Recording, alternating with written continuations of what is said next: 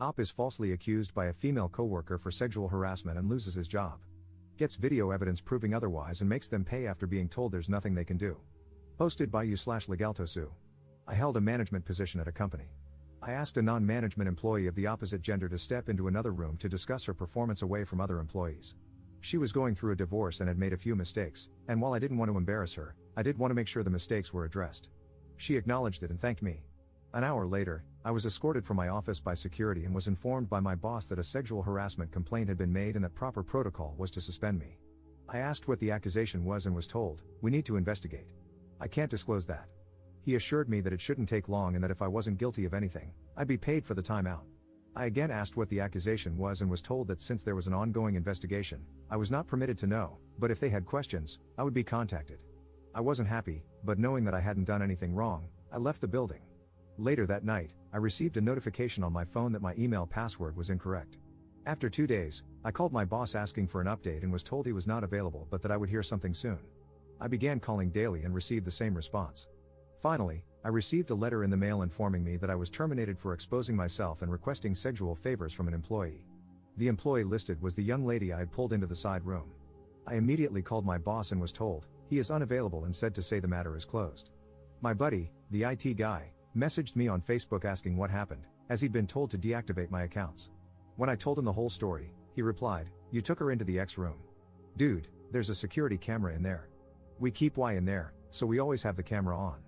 Sure enough, he pulled the footage, and there I was, holding a pile of papers, pointing to them, and keeping my pants on the whole time.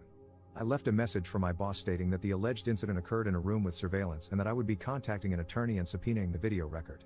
I received a call back 15 minutes later asking me to please participate in a phone conference with him and HR. The conference went as expected. They didn't realize it had occurred in a room with surveillance. They have a zero-tolerance policy that they have to enforce. You can't be too careful in this day and age, and they regret that this didn't come to light sooner. They've already replaced me, and as it wouldn't be fair to terminate my replacement since she's done nothing wrong, they don't have a job to offer me back. However, as a gesture of goodwill, they're going to pay me through my suspension, change my file so it reads that I voluntarily resigned, and provide me with a good reference.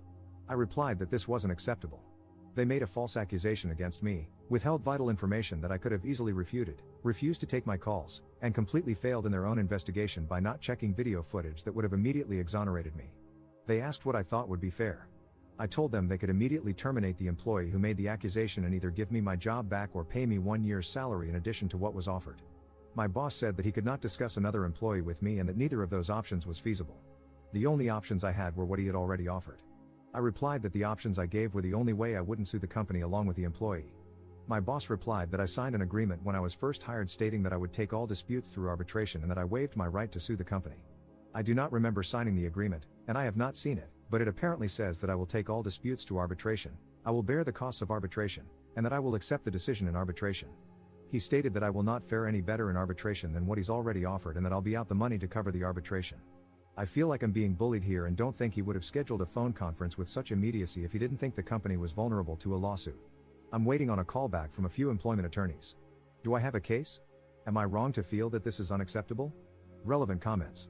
Commenter. Get a lawyer and have them subpoena that video before it gets lost. Ops response.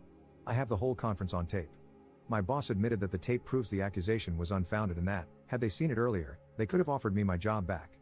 Commenter 2. Yes, you can sue. You can sue the company or the woman who made the false allegations. Ops response. She's been ranting about fighting her husband for the house during the divorce. I wonder how pissed she's going to be when she has to fight me for it. I had sympathy for her because I knew she was going through a tough time, but after this? I fully intend to take her to court. I'm going to go after her for every dime she has. Update 3 weeks later. Quite a bit has happened in the last few weeks. A friend of mine at another company, after hearing what happened, told me his company had an opening. I applied, interviewed, and at the end, the manager asked me what I like to be called. 2 days later, I got a call saying they'd gone with another candidate. My friend admitted to me that he'd gotten some flack for recommending me. Apparently, HR had worked with one of the employees at my former company and called the employee to ask what the deal was with me. To which the employee responded, he got fired for sexually assaulting a subordinate. I think he's actually being charged criminally. I'm literally crying as I type this. It's a nightmare that won't end. Long story short, I lost my crap, called up my old company, but my boss wouldn't get on the phone with me. I had an attorney draft a letter of demand and send it off. We scheduled another phone conference. They once again regret that an employee provided a reference outside of the prescribed channels. The employee was coached on the proper way to handle such requests. My attorney informed them that, in addition to wrongful termination, we would be adding defamation to our complaint against them. They insist that they have not broken any laws and cannot control the actions of an individual employee who went against company policy. So we're at an impasse. Either I move ahead against them, or I walk away. At this point, I'm ready to drag this through court. I tried to take the high road and go elsewhere, but they're regretting a lot of what they've done to me without taking any action to correct it. Oh, I almost forgot. A few days after my last post, they sent me a packet of papers, standard non-disclosure notifications, COBRA, and a blank copy of the arbitration agreement for me to sign. Why a blank one, you ask? Well, it seems somebody screwed up. They weren't making people sign when I was hired, and HR never bothered to have me sign the agreement while I worked there.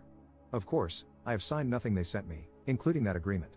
I considered allowing arbitration if they covered the costs and I had approval over who was selected, but my attorney has advised against that. I wish I had better news to report. Things aren't as hopeless as they first seemed, but they're not easily fixable either.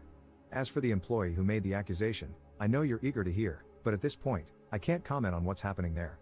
Thanks for all of the advice and support so far. I promise to update when everything resolves, if not sooner, as much as I can. Second update 1 year later. Everything has been resolved, and I've been wanting to give you guys an update, but I had to wait until my lawyer gave me the okay to talk about things. So let's start from the beginning. I pulled one of my direct reports, Deborah, into another room to discuss a few mistakes she made but did not discipline her further. After this, she went to Joyce, one of the managers above me but not in my direct line of report, equal to my boss in terms of reporting structure. When Joyce heard that I had taken Deborah into another room without any witnesses, she told her that it was unprofessional. Apparently, her exact words were, you could accuse him of being inappropriate with you, and I would have no choice but to believe you. This was repeated several times, with a strong emphasis on no choice. Joyce then asked Deborah if I had been inappropriate with her, saying, "It will only happen again if you don't speak up now. If you do now, we can take action." Taking the not at all subtle hint from Joyce, Deborah accused me of exposing myself to her, and I was placed on leave pending an investigation. Joyce immediately sent out an email stating that nobody besides the secretary was to speak with me without an attorney present and told the IT guy, Paul, to deactivate my access. James, my boss, had a resume from Terry, an employee in Joyce's department, applying for my job before the close of business that day, and she was hired. Paul and I talked, and he provided me with video proving my innocence. The company continued to stonewall me and refused to talk to me. When they did, they attempted to push me into arbitration and to retroactively sign an arbitration agreement. I cut my losses, took another job, and was ready to move on. Sandy, an employee in Joyce's department, broke protocol, talked to HR at the new company, told them I had sexually assaulted a subordinate, and cost me the job. So that brings us up to date. My attorney and I launched a civil suit against the company and Deborah. Bet you're wondering how I know all of the above. Well, good old Joyce said she'd protect Deborah if she came forward. Unfortunately, that only extended to her job. So when she was named individually in this suit, corporate told her they would not be providing her an attorney. After realizing that she'd have to put her house up for collateral, she was all too willing to throw Joyce under the bus. Joyce went to Paul, the IT guy, who was one of her reports, and gave him a list of footage to be procedurally wiped as part of an archive clearout. He pointed out that the incident with me was on that list and part of an ongoing investigation. Joyce told him that it was no longer needed and to go ahead and wipe it. He refused, citing the fact that it would still be requested if the suit moved forward. She told him to pack his things as he was being terminated for insubordination. He called the company attorney and informed her of what had happened. The aftermath. Several things happened at once, so I'll try to keep them as chronological as I can. Deborah's attorney contacted mine, stating that, conditional on me dropping the suit, she would admit that she lied and explain what went on behind the scenes. Dana, the company attorney, got the call from my attorney with the details from Deborah shortly after she finished talking with Paul about his termination for refusing to destroy evidence. Deborah and Joyce were terminated for cause that day. Paul was told that his job was safe. My attorney received a call, and it was made clear that the company didn't want this to go any further and wanted to talk settlement. I won't go into all of the details, but what I can say, I was offered my job back with a very fair increase, I received back pay from the date of suspension, and a public apology was offered from the very top. Terry is now working in Joyce's old position. She's incredibly cool about things, and felt horrified when she found out what happened. James and I are good now, and he has personally apologized for not sticking up for me. This will likely be my final update. There is still some legal battle ongoing, but I can't go into that too much. Thank you for all your support and encouragement. You guys rock. Relevant comments. Commenter. So, the big question I have, what exactly is Joyce's beef with you that she took the first opportunity to take you out? Why did she go through all the easily verifiable channels to try and wreck your career? I mean, she tried to enlist not one, But two separate patsies in this. One of them knew about the whole situation and knew enough to immediately get legal involved, and another who would have to risk everything to try and prove a blatant lie. That just seems like poor planning for petty revenge to me. Why did she have a grudge? Ops response. My guess? Power. She's an ambitious person trying to get ahead in life. Terry and I were on equal levels management-wise. The only difference is that I have more direct reports, whereas she was basically an assistant manager to Joyce, handling the department by herself when Joyce was out. So, Joyce saw an opportunity to place a surrogate in another management position and gain a foothold in my area. Commenter 2. Did James remain fired too, or did he get his job back?